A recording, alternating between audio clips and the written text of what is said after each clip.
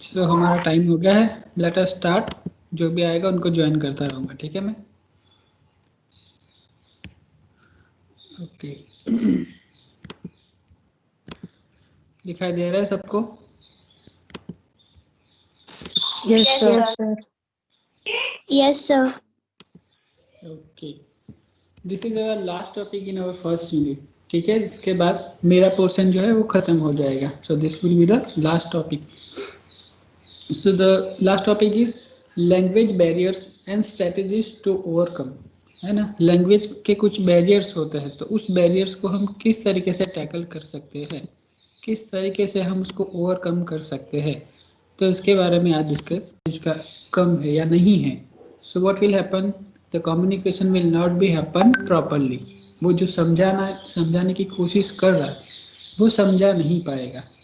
सो इसके लिए क्या करने की ज़रूरत है, जो हमारे पास अल्फ़ाबेटिकल और ग्रामेटिकल नॉलेज नहीं है, so we need to improve that alphabetical and grammatical knowledge through practice, है ना। जो हमारे पास उसका बिकॉज हमें ज्ञान नहीं है ग्रामेटिकल नॉलेज या अल्फ़ाबेटिकल नॉलेज, तो उसके लिए क्या करना पड़ेगा, वी नीड टू इम्प्रूव और we need to practice over that, so we can improve the alphabetical and grammatical knowledge. तो हम इम्प्रूव कर सकते हैं।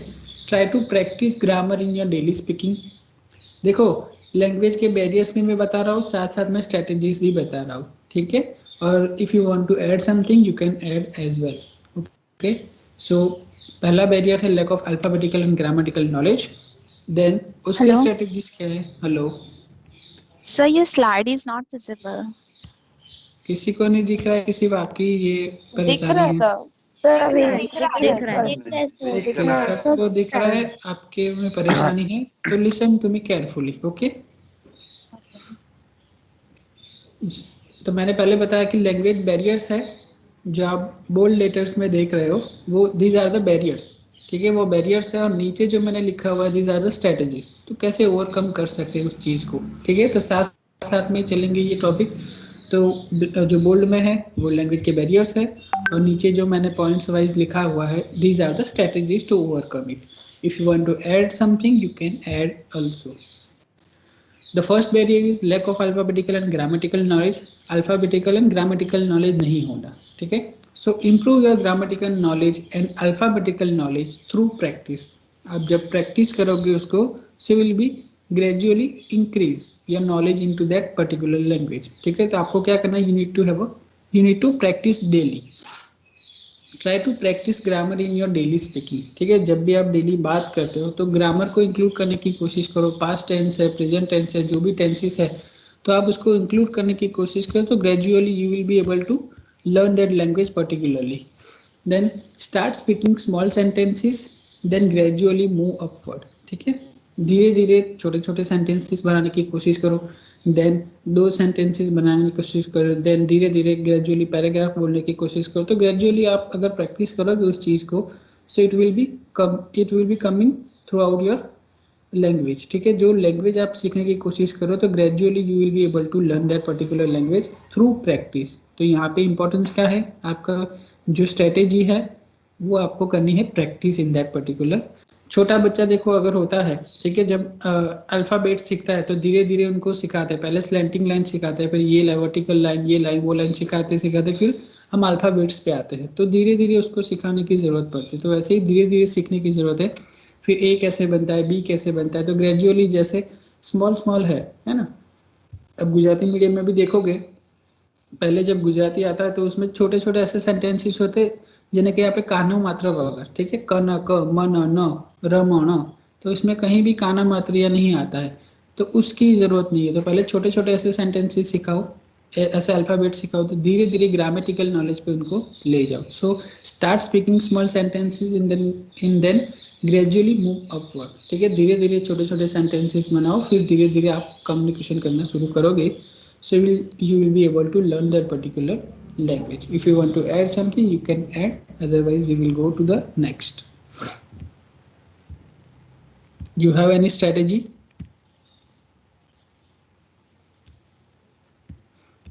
Okay, the next is lack of the sufficient knowledge, ठीक है। sufficient knowledge नहीं है, insufficient knowledge है, तो क्या करना पड़ेगा आपको? You need to improve your knowledge. First बात तो यही आई स्ट्रेटेजी में, ठीक है, बिकॉज आपके पास वो कंटेंट एरिया का नॉलेज नहीं है। So what you are suppose to do, you need to improve your content knowledge whatever may be, ठीक है। वो साइंस हो सकता है आपका, जो भी, मतलब कंटेंट नॉलेज पे यहाँ पे क्या बात होगी, आपका सब्जेक्ट, जो आपका सब्जेक्ट है, साइंस है, मैथ्स है, गुजराती है, इंग्लिश है, संस्कृत है, जो भी है वो आपका।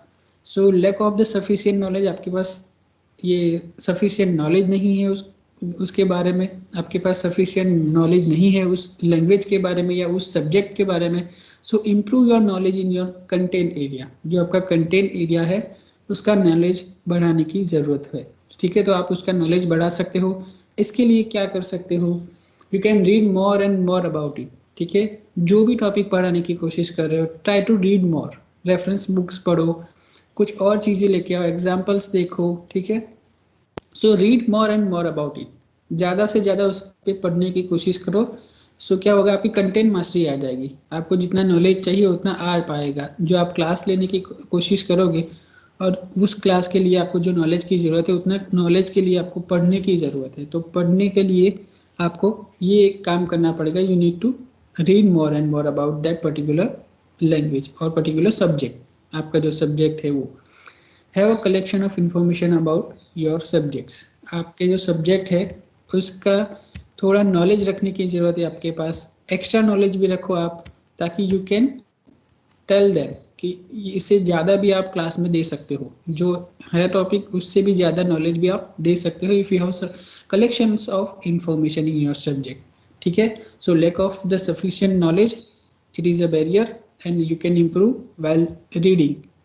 ज़्यादा से ज़्यादा आप उसको क्या कर सकते हो, इंफॉर्मेशन कलेक्शन कर सकते हो, ताकि आप ज़्यादा से ज़्यादा अच्छे तरीके से कर पाओ।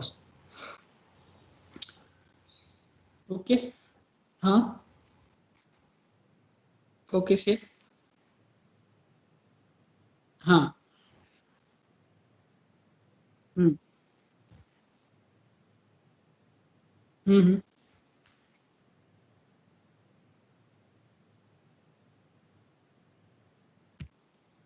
हम्म।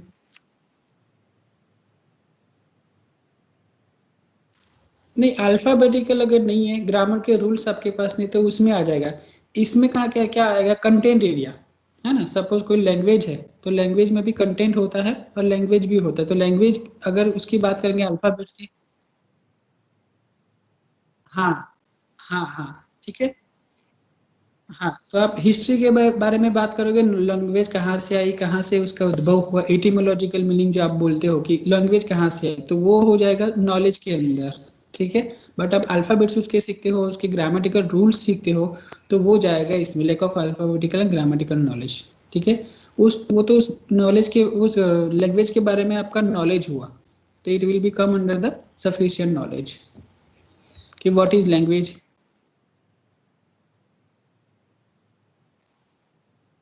हम्म, हाँ, हाँ, yes, yes, yes. So these are the strategies to overcome it. Okay. Hmm.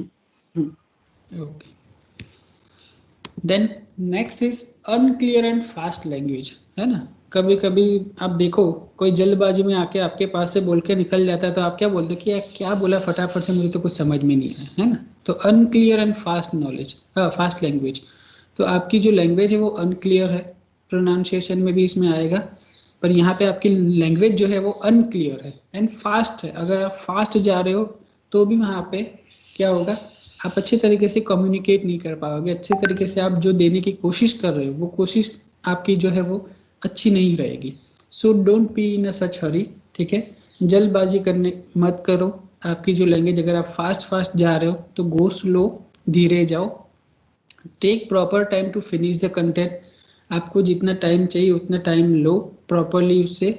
अगर ऐसा है कि ये टॉपिक नहीं ख़त्म हो रहा है तो दूसरे वो लेक्चर में ले जा सकते हो उसको। ऐसे ज़रूरी नहीं कि उसी दिन ख़त्म करके ही आओ, ठीक है। जब आप एक्चुअली टीचर बन जाओगे तो ये सारी चीज़ें बहुत मायने रखेगी। So don't be in such a hurry, take proper time to finish the content, अच्छे तरीके से समय लो अपना। Have a patience while speaking, जब आप बोल रहे हो तब धैर्य रखो, धीरज रखो, जल्दी जल्दी करने की कोई ज़रूरत नहीं है। तो धीरे से आप उससे समझा सकते हो, बिकॉज ये बच्चे हैं, बहुत छोटे बच्चे हैं, ठीक है, अप टू 8 स्टैंडर्ड 9 स्टैंडर्ड तक तो वो बच्चे इतने छोटे हैं, आपको समझने में ही दिक्कत होगी, वो आपको समझ नहीं पाएंगे वो लोग। तो आप अगर फास्ट बोलोगे उसमें भी, so they will be not able to understand you what you are going to or what you are trying to speak or what you are trying to convey. So have a patience while speaking, don't go fast, otherwise there are chances of miscommunication. जैसे मैंने पहले ही बताया, कोई आपके पास से फटाफट से बोल के निकल जाएगा तो आपको समझ नहीं आया कि उसने क्या बोला, तो वहाँ पे क्या हो जाएगा, मिसकम्युनिकेशन के भी चांसेस है, ठीक है। So don't go fast, otherwise there are chances of miscommunication. Utterances should be clear to the students, ठीक है, आपके जो भी अटरेंसेस है, जो भी आप उच्चारण करते हो, उसके उच्चारण क्या होनी चाहिए, क्लियर होनी चाहिए स्टूडेंट्स को, ताकि वो जो मैसेज आप पहुंचाने की कोशिश कर रहे हो वही मैसेज पहुंचे, मिसकम्युनिकेशन होने की संभावना कम हो जाएगी। Then unclear and fast language में confuse them, so go slow and clear, ठीक है। आप जो समझाने की कोशिश करें वो ना समझ के दूसरा कुछ समझेगा तो कन्फ्यूजन क्रिएट करेगा, किसी ने कुछ समझा, किसी ने कुछ समझा। जैसे हमने एक एग्जांपल ले लूँ, हमारा लाइव एग्जांपल, जब सुजाता मैम ने आपको प्रॉपर्ली समझाया था, ठीक है, फिर भी बहुत सारे डाउट्स वहाँ पे आपको मिले थे, पता नहीं क्यों। उन्होंने अच्छे तरीके से दोनों लैंग्वेज में भी समझा था, फिर भी कुछ डाउट्स आपके निकले थे, फिर भी मुझे जाके वीडियो वो फॉरवर्ड करना पड़ा, पता नहीं क्यों, बट होता है। वो भी एक, वो दूसरे लिसनर की तरफ से भी एक होती है प्रॉब्लम, बट आप अगर फास्ट जाओगे तो वहाँ पे भी वो दिक्कत आएगी, आप अनक्लियर हो तो वहाँ पे भी वो दिक्कत आएगी। सो don't go fast, go slow, बच्चों को समझ में आए उस लैंग्वेज में बात करो, इस तरीके से बात करो, फास्ट जाने की कोशिश मत करो, और जो भी आप प्रोनाउंस करो प्रॉपर्ली प्रोनाउंस करो, ठीक है। Unclear and fast language is a barrier and these are the strategies. Then lack of clarity of thought, ठीक है, जो भी आप कुछ बताने की कोशिश कर रहे हो वहाँ पे आपके अंदर ही क्लैरिटी थोड़ी कम है ना, आप ही जो बताने की कोशिश कर रहे हो वो आपके अंदर ही क्लैरिटी नहीं है कि मैं क्या बताने की कोशिश कर रहा हूँ या मैं क्या बताने जाने वाला हूँ, ठीक है। ये बहुत सारी चीज़ों की वजह से ये होता है, जैसे लैक ऑफ कॉन्फिडेंस, आपके अंदर कॉन्फिडेंस नहीं है तो क्लैरिटी ऑफ थॉट नहीं मिलेगी, आपके पास कंटेंट नॉलेज नहीं है तो वहाँ पे भी क्लैरिटी ऑफ थॉट नहीं मिलेगी आपको। So if you don't have a clarity then the message will go in a wrong direction, ठीक है। क्लैरिटी नहीं है आपको, जो जिस चीज़ के बारे में आपको बात करनी है उस चीज़ के लिए क्लैरिटी नहीं है, तो जो चीज़ पहले कहनी है वो चीज़ आप बाद में बोलोगे, और जो बाद में बोली वो पहले बोलोगे, ठीक है। तो वहाँ पे क्या होगा, message will go in a wrong direction, ठीक है, तो वहाँ पे भी एक दिक्कत आएगी। So have a clarity on your mind first and then you can have a better language, ठीक है। तो आप क्लैरिटी लाओ, आपको क्या बात करनी है, किस तरीके से बात करनी है, आपके थॉट्स को लॉजिकल सीक्वेंस में रखो, उसके बाद आप कम्युनिकेट करो, उसके बाद आप पढ़ाओ उन लोगों को। सो लैक ऑफ क्लैरिटी हो गया, lack of clarity of thought, ठीक है, यहाँ पे आपकी थॉट की क्लैरिटी नहीं है, सो आपको क्लैरिटी लाने की ज़रूरत है। देन कुछ और डाउट्स तो साथ साथ में पूछते रहना, don't worry about it, you can interrupt me anytime. Then fifth is use of jargons, expressions or words which others are not familiar with, idioms for examples, ठीक है। So ऐसे शब्द, jargons means there are certain technical words, है ना, jargon का मतलब होता है certain technical words जो उसी लैंग्वेज में या उसी सब्जेक्ट में यूज करते हैं, दूसरे में उसको अगर कहा जाए तो वो लोग समझ नहीं पाएंगे, ठीक है। सपोज कॉमर्स में है तो कॉमर्स में ऐसे कुछ बिजनेस रिलेटेड कुछ ऐसे वर्ड्स होते हैं जो लैंग्वेज पर्सन या साइंस पर्सन को नहीं समझ में आएंगे। सो सर्टेन जार्गन्स, ठीक है, you are using certain jargons, expression और words which others are not familiar with, ठीक है। जो स्टूडेंट्स को आप समझाने की कोशिश कर रहे हो उस स्टूडेंट्स को उस शब्द का मतलब ही नहीं पता है, there are highly technical words, so they will not be able to understand what you are trying to say, ठीक। सो उसमें आपको क्या करने की ज़रूरत है, avoid over use of idioms jargons which are not common, ठीक है। ऐसे इडियम्स है, ऐसे प्रोवर्ब्स है, ऐसे जार्गन्स है, उसको कम से कम यूज़ करो, और वैसे ऐसे जार्गन्स को मत यूज़ करो जो बच्चों को पता ही नहीं है। अदरवाइज जो आप कहने के लिए कोशिश कर रहे हो वो आपका कम्युनिकेशन प्रॉपर होगा ही नहीं। जो आप समझाने की कोशिश कर रहे हो वो समझेगा ही नहीं बच्चा, ठीक है। नीचे कुछ एग्जांपल्स भी दिए हैं, मैं उस पर भी आऊँगा। सो if you have to use, then explain the meaning of them as well as so they can understand your language and concept with clarity।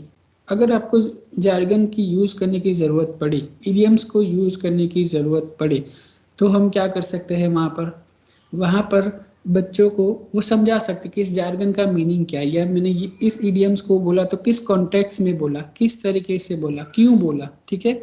तो उसको वो भी समझाने की ज़रूरत है। तो वो इडियम्स और जार्गन जो आप पढ़ा रहे हो या आपने अपनी भाषा में बोला, तो वो क्यों बोला, क्या उसका उद्देश्य है, वो भी समझाने की ज़रूरत है। तो वो भी आप उसको समझा सकते हो। Then meaning will be clear, है ना। हमारा एक ही पर्पज़ यहाँ पे, मीनिंग शुड बी क्लियर। तो मीनिंग उसका क्लियर होना चाहिए। So use common language for better understanding. हो सके इतनी कॉमन लैंग्वेज में बात करो, हाईली लैंग्वेज की कोई ज़रूरत नहीं, क्योंकि ये छोटे बच्चे हैं, ठीक है। तो उनको ऐसा हमें लिंग्विस्ट नहीं बनाना है ना। तो उतना हाईली ऐसी लैंग्वेज मत यूज़ करो जो उसको भी समझ ना आए, क्योंकि हमारा मेन पर्पज़ है उसको समझाना। अगर वही नहीं समझेगा तो हमारा जो टीचिंग है वो विल गो इन वेन, ठीक है।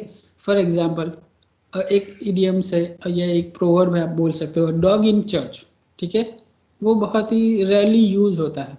उसका मतलब क्या होता है, कोई unwanted guest in the place, ठीक है। किसी की ज़रूरत जहाँ नहीं है वहाँ पर किसी का होना। सो a dog in a church, है ना। तो एक ये इडियम्स है, तो बहुत रेयरली सुना होगा आप लोगों ने, शायद सुना होगा। पर सोचो आप, अगर आप 8th क्लास में हो, है ना, 7th क्लास में हो, 11th में हो, तो मे भी आपने नहीं सुना होगा। तो आपको वो देखने की ज़रूरत है कि हमारे बच्चों ने ये सुना होगा कि नहीं सुना होगा। You are graduated, post graduated, maybe some of you are. So आप लोगों ने ये सुना होगा, बट आपके बच्चों के बारे में आप सोचो, अप टू 12th स्टैंडर्ड आपने कभी कभार, तो ये मुझे लगता है कि कई लोगों में से आपने भी किसी ने नहीं सुना होगा डॉग इन चर्च, ठीक है।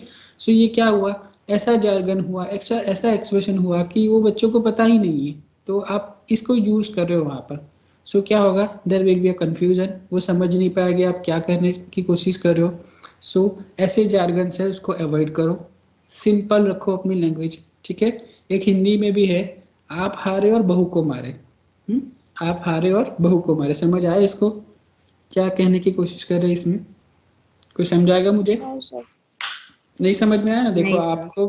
आपको भी इस लेवल पे, हाँ, हिंदी वाले होंगे शायद उनको समझ में आएगा, बाकी जो हिंदी वाले नहीं सर मे उन, बी क्या गलती हमारी हो, बट हम दूसरे पे ब्लेम कर हाँ रहे हैं। हाँ, एक गुजराती में भी है इसका, एक कहावत गुजराती में भी है, पाड़ा ने वाके वाके पखाली ने डाम, बराबर ना। तो ये गुजराती में भी है और ये It is of displacement, talking about displacement.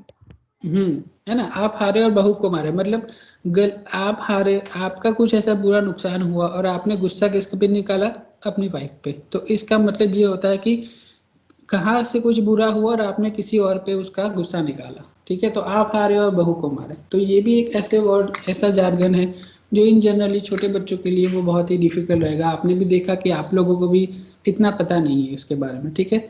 सो क्या होगा, अगर आपको भी नहीं पता है ना, तो इस लेवल पे अगर आपको नहीं पता है तो सोच लो 12th स्टैंडर्ड तक बच्चों की क्या हालत होगी अगर आप ये बोलोगे तो। सो avoid this kind of jargons, proverbs, idioms in your classes. हो सके इतनी कॉमन लैंग्वेज रखो, जितना कॉमन लैंग्वेज रखोगे उतने बच्चों के लिए अच्छा है। बिकॉज आपके क्लास में देखोगे तो हाईली इंटेलेक्चुअल भी होंगे, मीडियम भी होंगे और स्लो लर्नर भी होंगे। बट देखो आपको शायद कोई सब्जेक्ट में बताया होगा कि नहीं बताया गया, पर हाईली इंटेलेक्चुअल है जो बच्चे, वो कितने होंगे, 2-5 जने, है ना। और जो स्लो लर्नर होंगे वो भी इतने ज़्यादा नहीं होंगे, ज़्यादा से ज़्यादा आपके क्लास में होंगे मीडियम बच्चे, जो मीडियम, हाँ, एवरेज वाले जो बच्चे कहे जाते, तो वो बच्चे होंगे। तो उनके तक पहुंचने की आपको ज़रूरत है ना। तो अगर उन तक पहुंच गए आप तो आपका मोस्टली आपका क्लास कवर हो जाएगा। So avoid this kind of jargons, this kind of idioms, this kind of poems, proverbs in your class. Okay, so समझ में आया ये? कोई डाउट है?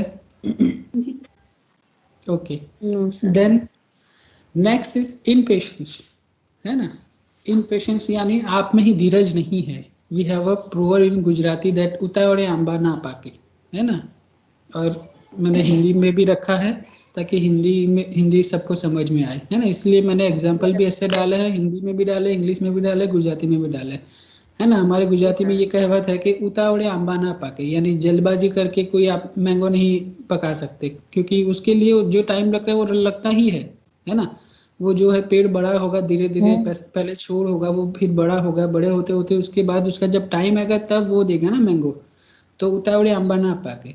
અને नेक्स्ट, जल्दी का काम शैतान का, ये तो सबने सुना ही होगा, है ना। जो जल्दबाजी Yes, करता sir. है, जल्दी का काम तो शैतान का होता ही, ये तो सबने सुना ही होता है। So this are the certain examples. तो डोंट बी इम्पेशेंट, है ना। जल्दबाजी मत करो, आपको कहाँ भागना है ना। पर हम तो जब स्कूल में जाएंगे तब पता चलेगा कि हमको भागना ही है, हमको सिलेबस खत्म ही करना है ना। हमारे पास कोई टाइम नहीं है इतना तो वो तो आप स्कूल में जाओगे तब पता चलेगा। बट हो सके इतना जल्दबाजी मत करो, हैव अ पेशेंस, है ना। शांति से बच्चों को समझाओ, जो भी समझ नहीं आता है उनको बार बार पूछो, क्वेश्चन आंसर करो उनको, तब जाके आपको समझ आएगा कि बच्चों को कहाँ नहीं आता है। और आप भी अपनी तरफ से शांति से बात करो। कुछ टीचर्स आपने देखे होंगे, ऑब्जर्व किया होगा अपने क्लास में भी, या आप जब 12th तक पढ़े या अब तक जो भी पढ़े, इसमें आपको भी एक आध टीचर ऐसा याद आ रहा होगा कि ये इतने स्पीड में जाते हैं, इतने जल्दी में जाते हैं, तो वो एक प्रॉब्लम क्रिएट करता है। बच्चों की जो एक लिंक होती है वो भी टूट जाती है कि इतने स्पीड में जा रहे हैं तो they are not able to cope up with them, है ना। तो उनको कोप अप नहीं कर पाते हैं, तो फिर वो क्या कहने की कोशिश करे, वो तो फिर बात ही अलग है उनकी, ठीक है। तो don't go with a impatience mind, शांति से उनको समझाओ, है ना। So you need to have patience so that clarity can be maintained in the language, ठीक है। तो वो आप क्या कहने की कोशिश कर रहे हो वो क्लैरिटी बच्चों में आएगी, है ना। आप जो मैसेज पहुंचाने की कोशिश कर रहे हो वो बच्चों तक पहुंचेगा। अदरवाइज इम्पेशेंस होके आपने पढ़ाया, सो आपको भी पता है यहाँ पे भी अगर मैं फटाफट से बोलने की शुरुआत कर दूँ तो फिर क्या होगा, आप भी कंटाल जाओगे कि ये क्या बोल रहे हैं, है ना। फिर साइलेंट करके कहीं और चले जाओगे, म्यूट करके, है ना। सो डोंट बी इम्पेशेंस, धैर्य रखो। देन अनकॉमन लैंग्वेज, ठीक है। अनकॉमन लैंग्वेज भी एक बैरियर है। ऐसी लैंग्वेज जो बच्चों को समझ में नहीं आ रही है वो भी एक उसमें भी आ जाएगा। और ऐसी कॉमन लैंग्वेज मतलब हाईली टेक्निकल वर्ड्स है, वो भी हमने पहले देखा कि ऐसी लैंग्वेज है जो बच्चों को समझ में नहीं आ रही है। देखो हमेशा हम जब पढ़ाने की कोशिश करते हैं तब हमें एक ही चीज़ का ध्यान रखने की ज़रूरत है, we need to reach our student, है ना। हमारे बच्चों तक पहुंचने की हमें ज़रूरत है। सो कॉमन लैंग्वेज रखने की ज़रूरत है, अनकॉमन लैंग्वेज नहीं। जो शब्द उन्होंने सुने नहीं है, जो भाषा उनको इतनी आती नहीं है, जो हाईली टेक्निकल वर्ड्स है, ऐसी लैंग्वेज है जो हमें बच्चों को पहुंचानी है। अगर वो ऐसी लैंग्वेज नहीं है सो जो हम कन्वे करने की कोशिश कर रहे हैं वो प्रॉपरली कन्वे नहीं होगा। So use the language in which they understand so that meaning and concept can be clear, ठीक है ना। वो बच्चा जो भाषा समझ सकता है वैसी भाषा बोलने की कोशिश करो, कॉमन लैंग्वेज बोलने की कोशिश करो। बिकॉज हमें यहाँ पे क्या है, हमारा पांडित्य दिखाना नहीं है, हम कितने पंडित है वो दिखाने की ज़रूरत नहीं है, हमें बच्चों को समझाने की ज़रूरत है ना। कभी कभार आप देखोगे कुछ ऐसे होते हैं टीचर्स जो आपका अपना पांडित्य ही दिखाने की कोशिश करते हैं कि मुझे इस लैंग्वेज पे कितनी पकड़ है, मुझे इस लैंग्वेज में कितना आता है ना। तो वहाँ पे भी क्या हो जाएगा, वो अपना पांडित्य तो दिखा पाएगा पर बच्चों को जो समझाने की कोशिश कर रहे हैं वो समझ नहीं पाएंगे, तो वहाँ पे भी उनका मिशन जो है वो फेल हो जाएगा। क्योंकि हमारा जो मेन मिशन है, we need to reach to the students, है ना। So avoid heavy words and complex sentences. तो ऐसे ऐसे कॉम्प्लेक्स सेंटेंसेस है, बड़े बड़े जो सेंटेंसेस है, तो उसको ना बोल के अपनी लैंग्वेज कॉमन रखे ताकि बच्चों को समझ में आ सके, ठीक है। यहाँ तक समझ में आया? Yes, sir. कुछ ऐड करना है? Yes, sir. Okay. Then 8th देखो, misunderstanding of what is being said, है ना। आप जो बोलने की कोशिश कर रहे हो उसके अलावा और एक कहाँ से आवाज आ रही है? हेलो, प्लीज म्यूट कर दीजिए आप। जब भी मैं पूछूं तब आप अनम्यूट करके जवाब दे सकते हैं, जब भी नहीं पूछूं तब बंद करके शांति से सुनिए ताकि दूसरों को डिस्टर्बेंस ना हो। So next is misunderstanding of what is being said, ठीक है। जो आप बोलने की कोशिश कर रहे हो उससे अलग ही कुछ पहुंचना, है ना। तो वहाँ पे भी एक चीज़ ये भी होती है कि हम क्या बोलने की कोशिश कर रहे हैं और लोग क्या समझ रहे हैं। फॉर एग्जाम्पल गुजराती वालों के लिए, अगर आप गुजराती समझते हो, ठीक है, तो एक एग्जाम्पल है कि मीना गाय छे। Now what does it mean? Meena is Cow. Singing. Cow singing. Guys, हाँ cow. देखो, हाँ देखो, आपको समझ में आया कि इसके दो मीनिंग हो रहे हैं। मीना गाय छे, एक ये भी है कि मीना वो क्या है, काऊ है, और एक ये भी है कि मीना इज सिंगिंग, है ना, सिंगिंग। और मीना सिंग्स। तो देखो समझ में आया।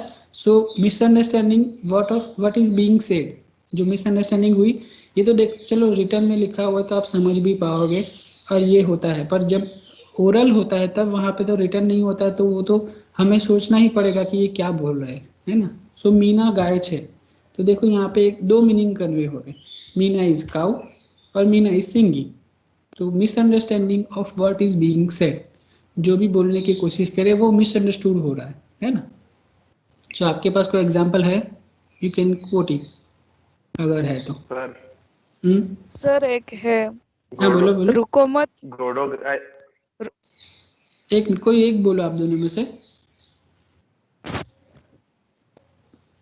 दोनों बंद हो गए। सर एक है, ये है रुको मत जाओ। फर्स्ट इज हाँ, रुको मत, आप जाओ। एंड सेकेंड इज रुको मत जाओ, मत मतलब जाओ। आप रुक जाओ, मत जाओ। वंडरफुल एग्जाम्पल, ठीक है।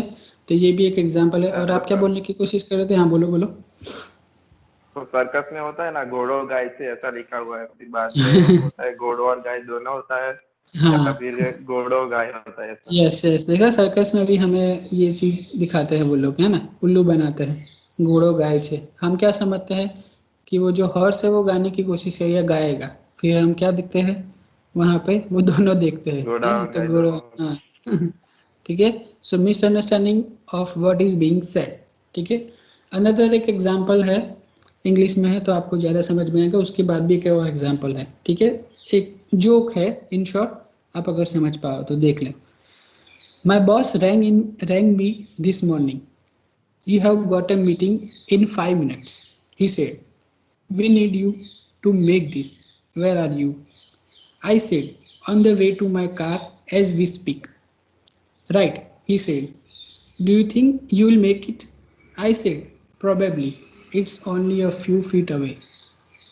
Okay. समझ में आया किसी को यहाँ पर कि क्या बोलने की कोशिश कर रहे हैं?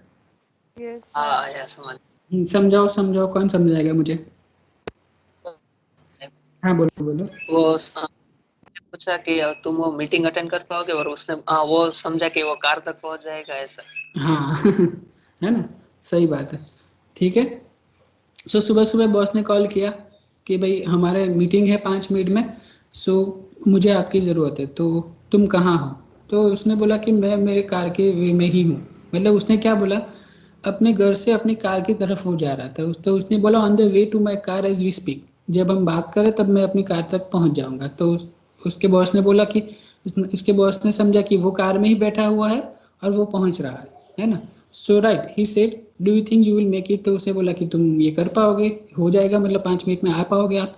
तो उसने बोला कि I said probably it's only a few feet away. उसने बोला कि वो क्या बोल रहा था कि मैं मेरी कार से थोड़े फीट ही दूर हूँ, वो अपनी कार की तरफ पहुँचने की कोशिश कर रहा था, वो बताने चाह रहा था, और वह समझा कि वो थोड़े ही दूर है, ऐसा बोला, ठीक है। So misunderstanding of what is being said, तो जो भी बोला उसका मिसअंडरस्टैंडिंग हो गया, ठीक है। सो यहाँ पे भी आपको क्या करने की ज़रूरत है, जो भी आप बोलो वो क्लियर बोलो, है ना, क्लियरली बात करने की कोशिश करो ताकि समझ में आए कि क्या कहने की कोशिश करें। इंग्लिश में तो ऐसे बहुत सारे वर्ड्स हैं जो एक ही शब्द है उसके अलग अलग मीनिंग होते हैं, है ना, तो वहाँ पे भी दिक्कत होती है। देन एक और एग्जांपल है, my maid said it's me and the wife's 10th anniversary next weekend, I thought we could go somewhere really nice together. Sounds good to me, mate. तो सामने से रिप्लाई आया, sounds good to me, mate. What are you going to tell your wife though? समझ में आया किसी को? Yes, समझाओ मैं।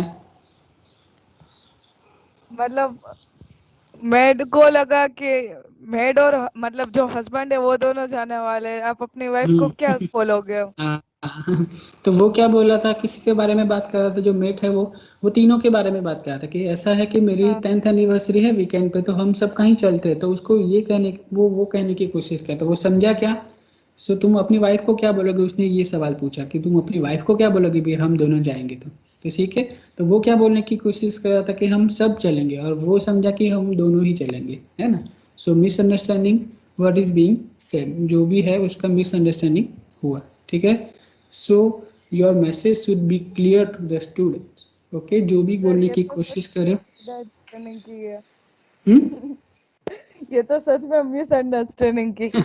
हाँ वही ना। ठीक है। तो इसीलिए जो भी हमें बोलना है वो क्लियरली बोलना है, ताकि समझ में आए बच्चों को भी। कंटेंट जो हमें बोलना, हमें समझाना है, वो भी प्रॉपरली समझे और वो समझ के आगे बढ़े, ठीक है, ना कि मिसअंडरस्टैंडिंग से आगे बढ़े। Then next is vocabulary. So improve your vocabulary. Vocabulary में तो क्या है, you need to read and read and read more, ठीक है। So improve your vocabulary for improving your vocabulary. कुछ लोग ऐसा भी करते हैं कि हर रोज डिसाइड करते हैं कि हर रोज मैं 10 ऐसे वोकैब्स लूँगा जो मुझे आते नहीं है, और उसके समझने की कोशिश करूँगा, उसका मीनिंग मैं जानूंगा, उसका स्पेलिंग भी मैं तैयार करूँगा, ठीक है। सो इम्प्रूव योर वोकेबुलरी, तो इस वे आप अपनी वोकेबुलरी को इम्प्रूव कर सकते हैं। कोई होता है जो इंग्लिश मूवीज देखता है, इंग्लिश शोज देखता है, तो उसके कारण क्या होता है, उसकी वोकेबुलरी ग्रेजुअली वो बढ़ा पाता है। अलग अलग तरीके होते हैं लोगों के लिए, ठीक है। कोई लिखना शुरू करता है, कोई टाइम्स ऑफ इंडिया या कोई भी अंग्रेजी न्यूज़पेपर है वो पढ़ने की शुरुआत करेगा, तो इससे भी यू कैन लर्न। सो और दूसरा क्या करने की जरूरत है आपको, think in that language. Whenever you are thinking, you should be thinking in that particular language. उसी लैंग्वेज में सोचने की कोशिश करो। सो आपके पास धीरे धीरे जो भी वोकैब्स नहीं है वो आप ला पाओगे। देन क्रॉस वर्ड तो सबने सुना ही होगा। So crossword game is a good way to improve the vocabulary, ठीक है। क्रॉस वर्ड गेम जो होती है, तो वो भी आप, वो न्यूज़ में भी आती है, तो वो भी आप न्यूज़पेपर में, तो वो भी आप कर सकते हो।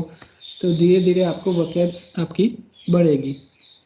और एक लैंग्वेज गेम भी है, अगर आपने सुना होता है ना, 2 टीम बना सकते हैं बच्चों के लिए। तो एक को एक वर्ड देके फिर उनको बोलना कि जो भी लास्ट वर्ड आएगा उससे आपको एक वर्ड बनाना है ना। तो लैंग्वेज गेम तो शायद आपने खेली भी होगी, या अगर पढ़ा रहे हो तो खिलाई भी होगी, है ना। So language game can also improve it. जो लैंग्वेज की सारी बहुत सारी गेम है, ये तो मैंने एक ही बताई, ठीक है। तो बहुत सारी गेम्स है, तो वो भी आप लैंग्वेज गेम्स भी आप उन लोगों को खिला सकते हो, ताकि उनकी वोकैब अच्छी हो सके। अगर हमारी भी नहीं है तो हम भी इम्प्रूव कर और सकते ये हैं। जंबल वर्ड्स होते हैं। या, है ना, जंबल वर्ड्स भी होते हैं। उसमें कुछ जो होते हैं अल्फ़ाबेट्स वो मिसिंग होते हैं, ठीक है, वो भी एक होता है। दूसरा जंबल वर्ड्स तो है ही, पर एक ऐसा होता है कि एक वर्ड मिसिंग होता है, तो उससे भी आप कर मिसिंग द पाओगे। लेटर। है ना। तो बहुत सारे वो वोकेबुलरी के लिए आपके पास गेम्स है, बहुत सारे उपाय है जिससे आप अपनी वोकेबुलरी इम्प्रूव कर सके, ठीक है। द नेक्स्ट, प्रोनाउंसिएशन, ठीक है। प्रोनाउंसिएशन आपका अच्छा होना चाहिए। अगर प्रोनाउंसिएशन आपका अच्छा नहीं है, then there will be a problem also. Speak with each word properly pronounced, otherwise there is a wrong message can be pass, ठीक है। तो आप है, प्रोनाउंसिएशन आपका अच्छा रखने की कोशिश करो, ताकि आप जो भी कहने की कोशिश कर रहे हो वो अच्छे से पहुंच पाए। फॉर एग्जांपल, अगर कोई गुजराती वाला है तो मुझे समझा पाएगा इन दोनों में से क्या क्या डिफरेंस है इन दोनों में। एक है शांत थाओ और एक है शांत थाओ, ठीक है। सो कोई गुजराती वाला है जिसने गुजराती मेथड ली है, या जिसने गुजराती मास्टर किया हुआ है, बैचलर किया हुआ है, वो समझाओ मुझे ये कि क्या है गुजराती में। अपन समझाओ सो तो अपन चाल से।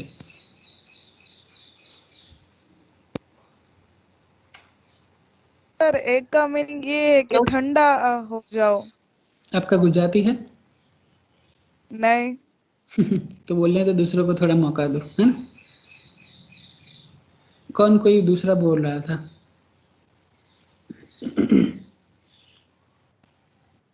कौन था वो? आपके साथ साथ बोलने की कोशिश की किसी ने? गुजराती वाले देखो, सेकंड सेमेस्टर में मैं ही अपने आपको मेथड पढ़ाने वाला हूँ, गुजराती, टीचिंग ऑफ गुजराती। यहाँ पे आप दिख नहीं रहे हो, फिर सेकंड सेमेस्टर में आ जाना मेरे साथ, मैं देखूंगा कि कौन कौन है वहाँ पर। Hello sir. हाँ बोलो। हेलो। बोलो। हेलो सर, कैन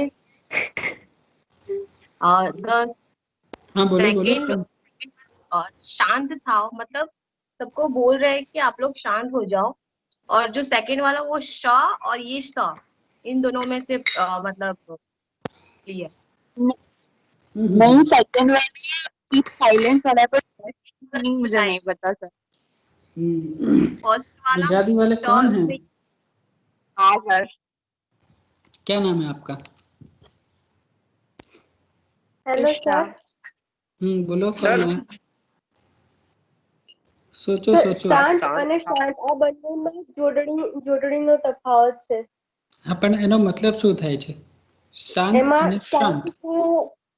થાવ એનો તો ખબર નથી, પણ શાંત થાવ એટલે એમ શાંતિ રાખો, શાંત થઈ જાવ. એમ બહુ ગુસ્સામાં હોય ને તો એને શાંત થવા માટે. ઓકે ચલો ચલો, બીજું કોઈ છે એટેમ્પ કરવા માટે? હા બોલો। સર જે ગણિતની અંદર શાંત ગણ એવું આવતું હતું ને, તો આઈ થિંક એના રિલેટેડ હોઈ શકે। ના ના, આ લેંગ્વેજ ઉપર જ છે। એની અધર गेसेस? गुजराती वाले सर आपकी इज्जत हेलो। का सवाल है। हाँ बोलो। कौन? हेलो हाँ बोलो बोलो। સર શાંત થાવ મતલબ એકનો મીનિંગ એવો થાય છે સર કે તમે ટાળા પડો એટલે ચૂપ થાવ, બહુ એકનો આમ એટલે ગુસ્સો કયા કરતા એકનો હોય। મને સમજાવો, કયા સનો? શરણાઈનો સ કે આ સ એનો સરનાઈ સરનાઈ એનો મતલબ થાય સરનાઈ શાંતતા। ઓકે પછી? હા, અને જે સસલાનો જે સ છે એનો શાંત થવાનો મીનિંગ એવો થાય કે વાલા।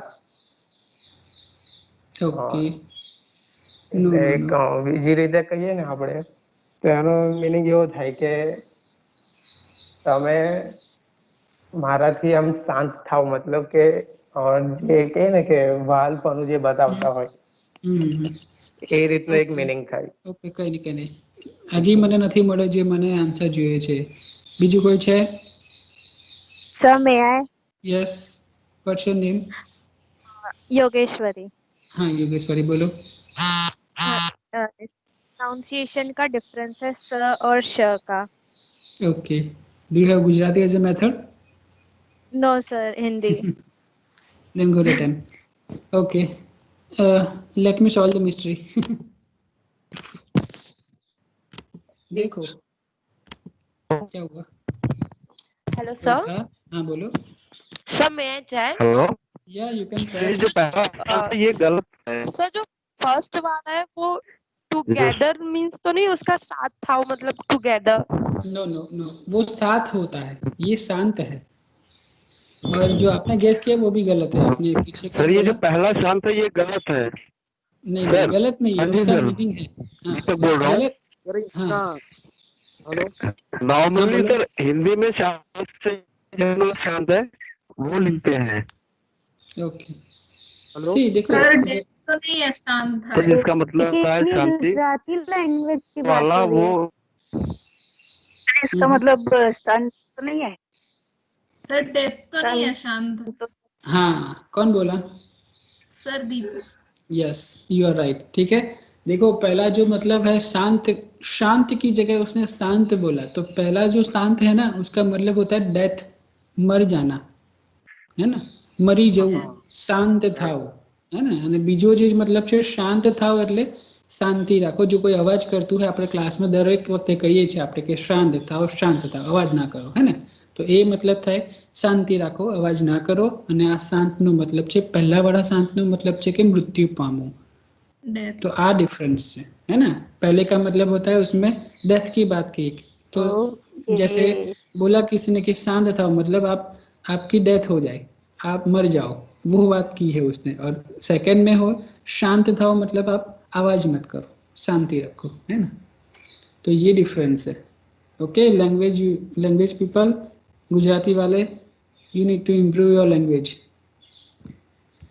ठीक है। The next, my dear students and my dear students, समझ में आया? ये तो क्लियर ही है। है ना। Yes, सुबह sir. सुबह गुड मॉर्निंग बोल के मैं आपको माय डियर स्टूडेंट्स बोलूंगा या माय डियर स्टूडेंट्स बोलूंगा? कौन सा वाला First डियर वाला, पसंद sir. करोगे? फर्स्ट वाला। ओके हाँ. ओके ठीक है। सो देखो प्रोनाउंसिएशन में कैसी कैसी गड़बड़ हो सकती है, ये तो मैंने एक ही एग्जांपल लिया, ठीक है, इससे बहुत सारा एग्जांपल है, यू कैन कोट इट। हो जाता है सर, अगर प्रोनाउंसिएशन हमारा सही ना हो तो। क्या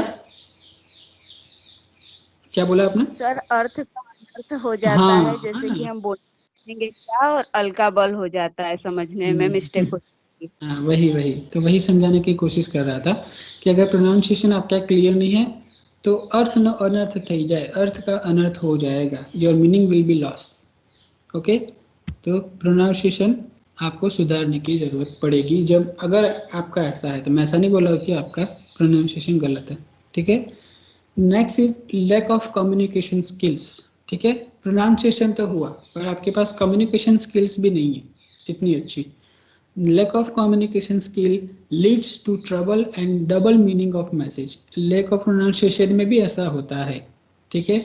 से for example I want to bag and I want to bag, ठीक है। तो अगर प्रोनाउंसिएशन आपका कम्युनिकेशन अच्छा नहीं है, आपने प्रोनाउंस पे अच्छा नहीं किया या कम्युनिकेशन आपकी स्किल अच्छी नहीं है, सो क्या से क्या मीनिंग हो जाएगा, यू कैन अंडरस्टैंड इट, है ना। समझ में आ रहा है कि I want to bag and I want to bag, समझ में आ रहा है। अगर आप साथ साथ में अगर बोलने की कोशिश करोगे तो दोनों का मतलब सेम ही लगेगा, पर दोनों का मीनिंग डिफरेंस है ना। जैसे दूसरा गुजराती में दिया हुआ है शुद्ध गायનું ઘી, બરોબર। શુદ્ધ ગાયનું ઘી એટલે અને ગાયનું શુદ્ધ ઘી એટલે શું ડિફરન્સ છે બંનેમાં? એકમાં ગાયને શુદ્ધ કીધી છે અને બીજામાં ઘીને શુદ્ધ કીધું છે। यस બરોબર। તો આપ જોઈને જ ખબર પડે છે કે શુદ્ધ ગાયનું ઘી, તો ગાય કેવી છે અહીંયા આગળ શુદ્ધ છે, પણ ઘી શુદ્ધ છે એની ગેરંટી નથી અહીંયા આગળ। અને નીચેમાં ગાયનું શુદ્ધ ઘી, ગાય જેવી હોય પણ ઘી શુદ્ધ છે। हाँ बराबर। तो शुद्ध गायનું ઘી અને ગાયનું શુદ્ધ ઘી, जो તમારી कम्युनिकेशन प्रॉब्लम હોય सो આવું मिस्टेक થઈ શકે છે। सो इस सारी चीज़ों का भी आपको ध्यान रखना है, ठीक है। And the next and last is dialects, ठीक है। आप जब भी बोलने की कोशिश करो से in a proper language, don't speak in a dialect, है ना। डायलेक्ट में बोलने की कोशिश मत करो, यानी कि डायलेक्ट मतलब सबको पता ही है बोली जिसे कहा जाता है। भाषा और बोली दोनों में अंतर है ना।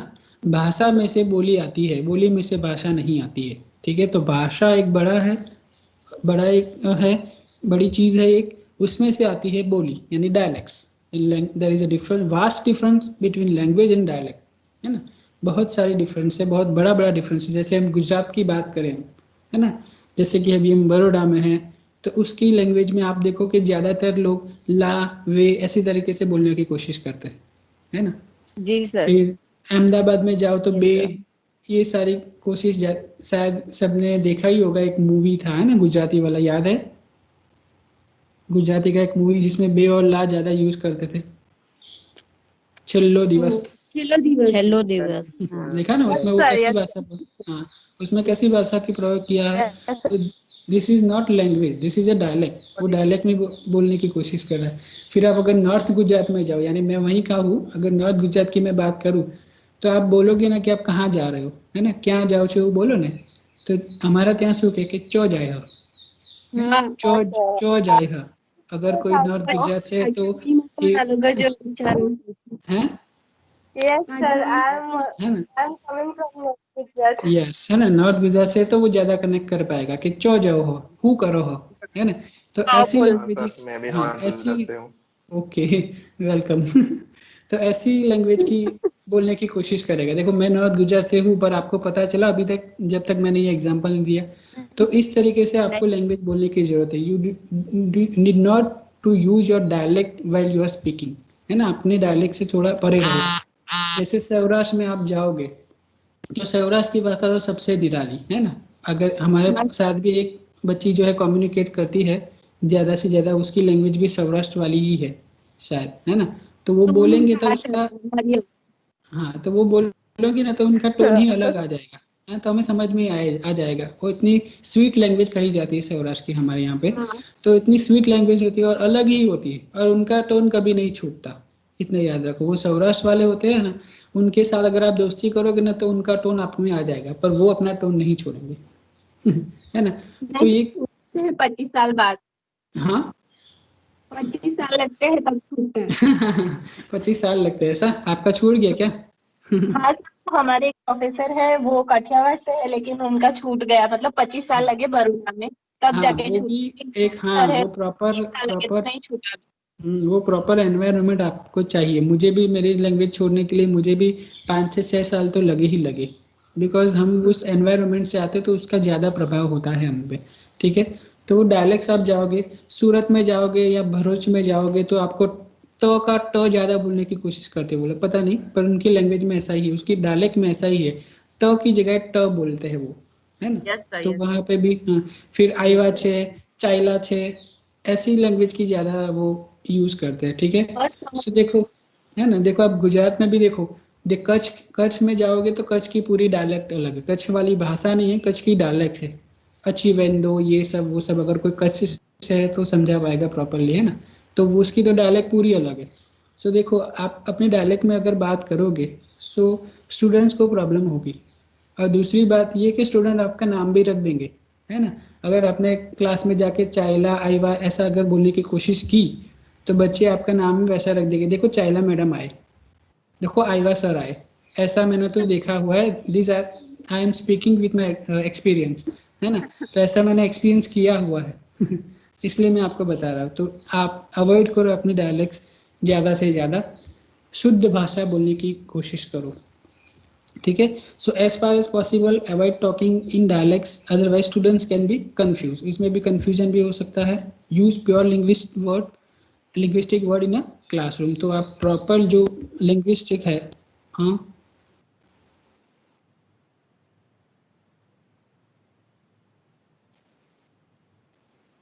या टोन ही होता है, और उसमें कुछ वर्ड्स ऐसे होते हैं जो प्रॉपरली उसी डायलेक्ट में बोले जाते हैं, तो वो उसी डायलेक्ट तक सीमित रहेगी।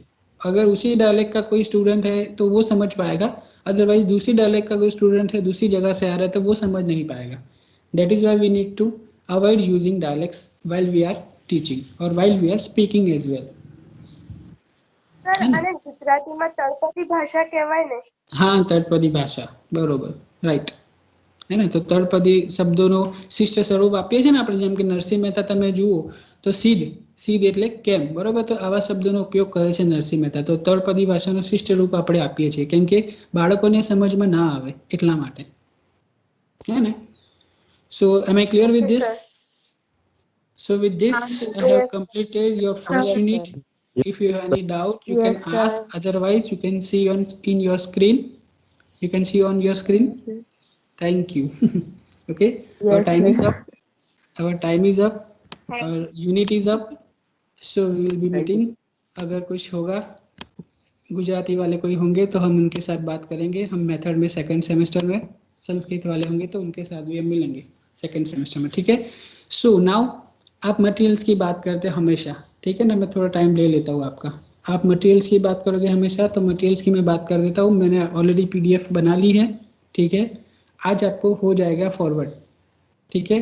मैं कोई एक आध स्टूडेंट, मेरे पास 11 लोगों के नंबर है, किसी एक को मैं फॉरवर्ड कर दूंगा। आई थिंक प्रभात है यहाँ पर, प्रभात है, अवेलेबल तो है, शायद सुन नहीं रहा है। प्रभात खाना खाने नहीं बैठ गया है ना? चलो कोई बात नहीं, कोई भी एक को मैं फॉरवर्ड कर दूंगा तो आपके ग्रुप में भी पहुंच जाएगा, और हो सकेगा तो यहाँ पे भी अपलोड कर दूंगा, तो यहाँ से भी आप डाउनलोड कर सकते हो, बट आपको व्हाट्सएप ग्रुप में मिल जाएगा, that will be better for you, है ना? वो आप ऑप्शन ज़्यादा पसंद करोगे। ओके, हाँ सर। So any doubt? धन्यवाद। ओके, चलो फिर मिलते हैं। अभी नेक्स्ट जो लेक्चर्स होंगे आपके वो सुजाता मैडम या कोई भी जो एक होगा बोलेगा, शायद सुजाता मैडम ही लेंगे, ठीक है? चलो फिर bye, all the best, take care. Thank you, sir. Thank you, sir. Thank you sir. Bye sir. You can leave. Bye, sir. You can Thank leave you, the sir. meeting. You can leave meeting.